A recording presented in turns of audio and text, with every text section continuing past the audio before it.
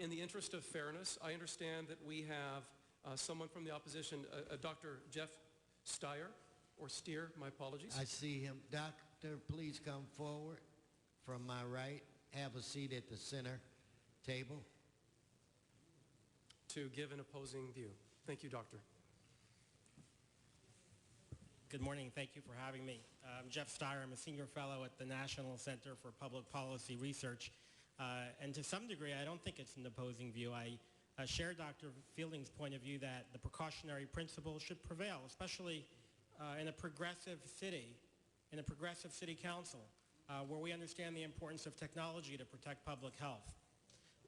The precautionary principle, however, applies to regulations as well.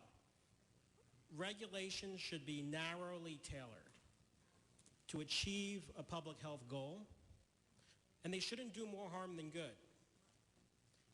Now, the science on e-cigarettes is still developing, but actually a lot more is known than has been suggested. But the science is very well developed on the dangers of smoking. And as you consider regulations here today about e-cigarettes, keep in mind that the Food and Drug Administration has for over a year been analyzing e-cigarettes. And there's a reason that the Food and Drug Administration has not yet issued their regulations.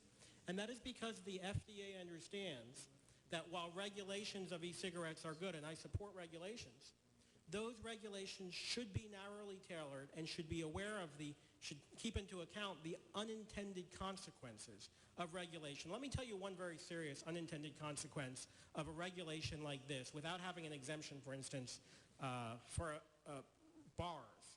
This is a place where only adults go in. What happens now is cigarette smokers go into a bar and they have to go outside.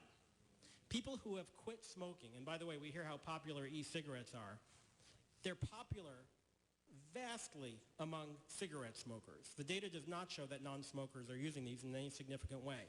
So you've got a smoker who's quit smoking. They're at a bar, they want to use their vapor product, and that is good news for public health. Without an amendment that would exempt bars, this law would require former smokers, which to me are champions, to go outside with the smokers? That's nonsense. They have a drink, they're a former smoker. You're going to put them outside with smokers, they're going to go back to smoking. And if you don't give at least an exemption to bars, you're going to be, we talk about the precautionary principle. Let's be careful. The reason the FDA is moving slowly here is because they're aware of these unintended consequences. If you force former smokers to go outside and have their e-cigarette, with all due respect, you will be held accountable for them going back to smoking. So from a public health perspective, please be careful. Please apply that precautionary principle. I'd be happy to take questions about some of the scientific issues that have come up, especially with regard to issues like normalization. E-cigarettes do not re-normalize smoking. They normalize not smoking. Thank you. I'd be happy to take some questions. Okay, we have no questions this time. Thank you for your comments. We're going to open it up to the public.